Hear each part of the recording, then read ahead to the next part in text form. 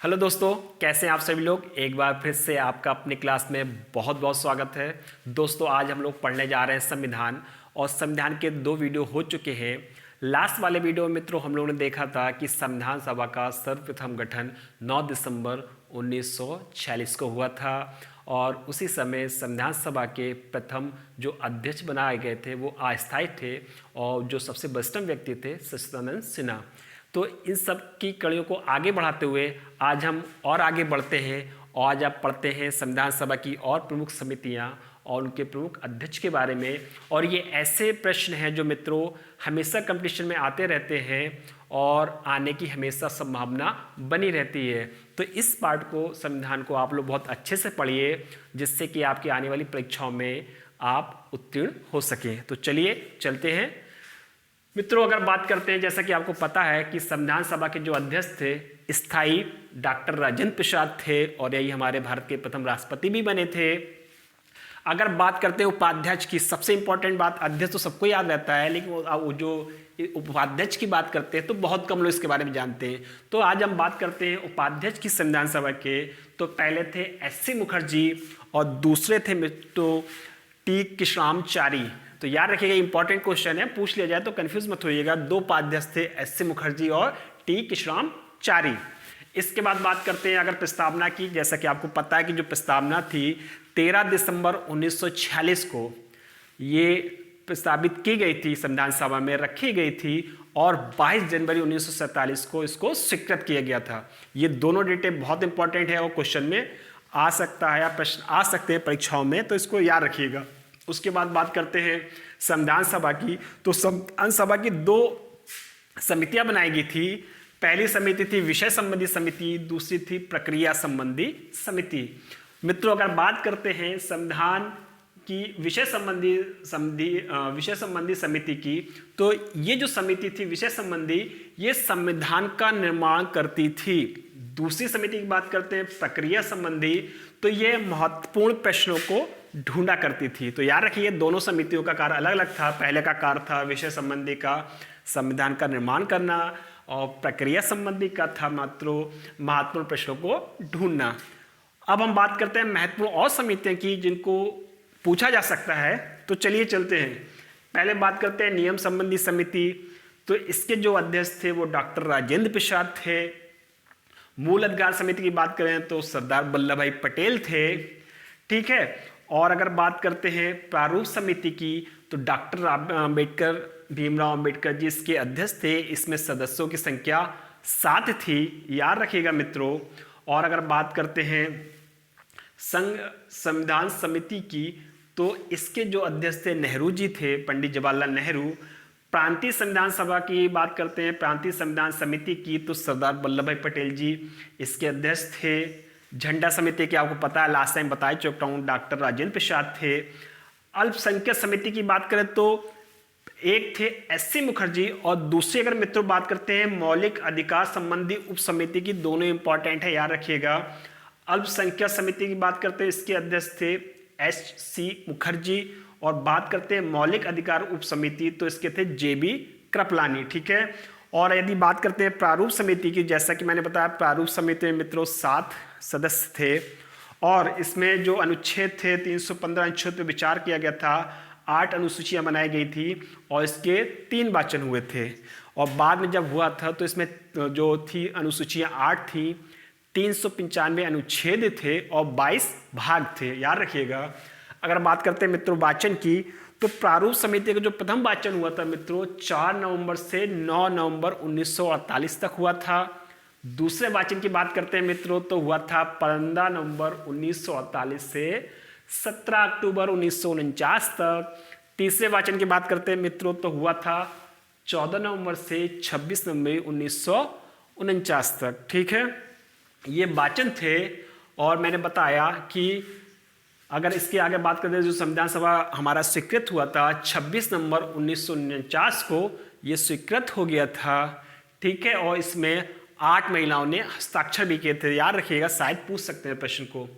और उस समय 384 सदस्य उपस्थित थे जब जो संविधान सभा में हमारा जो संविधान है 26 नवंबर 1949 को स्वीकृत हुआ था, तब 384 जो सदस्य थे, याद रखिएगा 384 सदस्य उपस्थित थे और इसमें से 8 महिला थी, ठीक है, जिन्होंने हस्ताक्षर किए थे।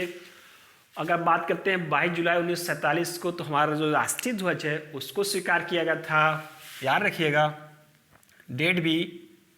और अगर बात करते हैं 25 जनवरी 1950 को, तो इस दिन निर्वाचन आयोग की स्थापना हुई थी और इसके जो प्रथम अध्यक्ष थे निर्वाचन आयोग मुख्य, उनका नाम था सुकुमार सेन और ये प्रथम निर्वाचन आयुक्त थे, ठीक है, याद रखिएगा, ये इंपॉर्टेंट क्वेश्चंस हैं। अब बात करते हैं संविधान से संबंधित कुछ और इंपॉर्टेंट बातों की, जो जल्दी शायद आप लोगों ने नहीं पढ़ा हो, कुछ होंगे जो देख रहे होंगे जिनको शायद जानकारी हो, जिनको नहीं है मित्रों देख लीजिए। अगर बात करते हैं संविधान सभा को किसने अपने हाथों से लिखा था, तो वो व्यक्ति थे प्रेम बिहारी नारायण, याद रखिएगा प्रेम बिहारी नारायण। इन्होंने अंग्रेजी में अपने हाथों से संविधान को लिखा था। बात करते हैं अगर श्री नंदलाल बोस की, जो कि शांति निकेतन स्कूल से संबंधित थे, इन्होंने संविधान को अपने हाथों से सजाया था। तीसरी बात करते हैं अगर संविधान सभा जो हमारा संविधान है उसको हिंदी में किसने लिखा था, तो जो हमारा संविधान है उसको हिंदी में लिखने वाले व्यक्ति का नाम था बसंत किशोर बैद, बसंत किशोर बैद। तो ये तीनों नाम बहुत इंपॉर्टेंट है, पूछे जा सकते हैं कि अंग्रेजी में अपने हाथों से संविधान लिखने वाले व्यक्ति का नाम प्रेम बिहारी नारायण। संविधान सभा को किसने सजाया, तो शांति निकेतन से संबंधित जो थे श्री नंदलाल बोस, उन्होंने सजाया था। और संविधान को हिंदी में किसने लिखा, तो वो व्यक्ति थे बसंत किशोर बैद। आगे बात करते हैं मित्रों 24 जनवरी 1950 को, तो हमारा जो राष्ट्रीय गान और राष्ट्रीय गीत दोनों स्वीकार किया गया था, ठीक है। इसके विषय में हम लोग बाद के वीडियो में पढ़ेंगे गहराई से, और इससे भी संबंधित प्रश्न पूछे जाते हैं तो उसको अगले वीडियो में लोग जानेंगे, ठीक है। बात करते हैं प्रारूप समिति की बैठक की, तो जो प्रारूप समिति की बैठक थी मित्रों 244 हुई थी, याद रखिएगा इंपॉर्टेंट है, प्रारूप समिति की बैठक 244 बार हुई थी। और संविधान को जो बनाने में समय लगा था सबको पता है, नॉर्मल बात है, 2 वर्ष 11 महीने 18 दिन, ठीक है। और इसमें कुल 60 देशों से लगभग संविधान के जो देश थे उनके संविधानों का अध्ययन किया गया था। याद रखिए लगभग 60 देश थे जिनके संविधानों का अध्ययन किया गया, उसके बाद हमारा जो संविधान निर्मित हुआ था। और इस पूरे संविधान को बनाने में 2 वर्ष 11 महीने 18 दिन लगे थे। और जो कुल खर्च आया था मित्रों लगभग 64 लाख आया था उस समय। और अगर बात करते हैं 1939 की, तो एक चीज़ और बात करें कि जो संविधान सभा के विषय में बात करते हैं, संविधान को मूर्त रूप दिया गया था 1939 में नेहरू जी द्वारा, ठीक है। और अगर बात करते हैं संविधान सभा के कुल कितने अधिवेशन हुए थे, तो संविधान सभा के कुल 11 अधिवेशन हुए थे और बैठक मित्रों हुई थी 165, ठीक है, याद रखिएगा संविधान सभा के कुल 11 अधिवेशन हुए, बैठक हुई थी 165। आगे आज बात करते हैं मित्रों, तो कुछ और समितियां थी छोटी छोटी और उनके उपाध्यक्ष भी थे, और प्रश्न कुछ भी कहीं से बना जा सकता है, तो इस पर भी एक बार नजर डाल लेते हैं मित्रों, ठीक है। तो बात करते हैं संविधान सभा के कार्यों से संबंधित एक समिति थी, उसके जो अध्यक्ष थे मित्रों जेबी मावलंकर थे। याद रखिएगा संविधान सभा के कार्यों से संबंधित जो समिति थी उसके अध्यक्ष जेबी मावलंकर थे।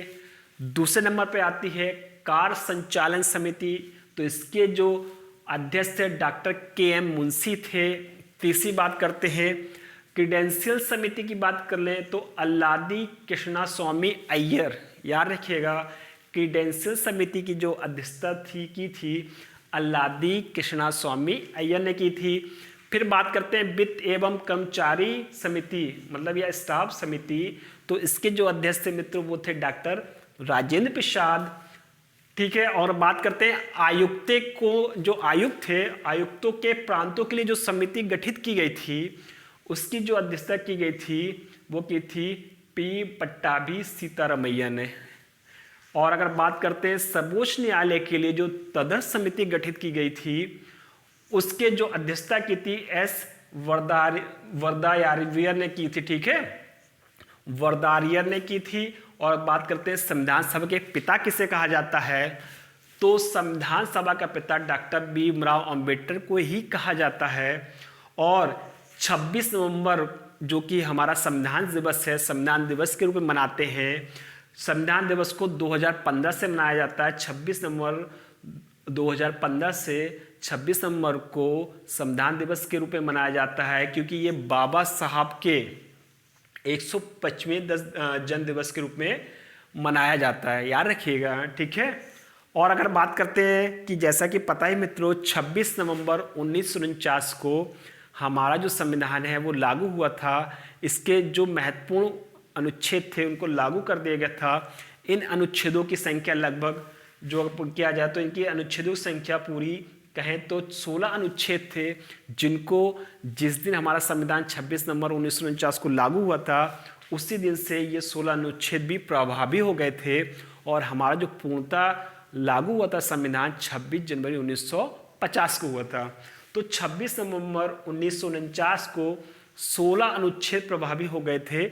और याद रखें मित्रों, ये अनुच्छेद पूछे जा सकते हैं कि 26 नवंबर 1949 को कौन से अनुच्छेद प्रभावी हुए थे। तो याद रखिएगा, अनुच्छेद 5वां हो गया, 6वां हो गया, 7वां हो गया, 8वां हो गया, 9वां हो गया, अनुच्छेद 60, अनुच्छेद 324, अनुच्छेद 366, अनुच्छेद 367, अनुच्छेद 379, अनुच्छेद 380 या 380, अनुच्छेद 388, अनुच्छेद 391, अनुच्छेद 392, अनुच्छेद 393 और अनुच्छेद 394।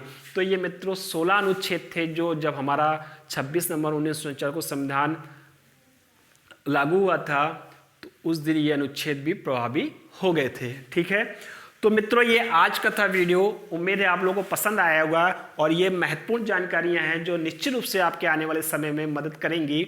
इसलिए इस सारे प्रश्नों को आप लोग नोट कर लीजिए कहीं एक जगह और इनको दोहराते रहिए। आने वाले एग्जाम में निश्चित रूप से ये आपका कहीं ना कहीं मददगार साबित हो सकते हैं ये सारे प्रश्न, ठीक है। तो मित्रों आज के लिए इतना बहुत है। अगले वीडियो मिलते हैं, संविधान के बारे में और कुछ जानते हैं। आज के लिए इतना बहुत है। धन्यवाद, थैंक यू वेरी मच।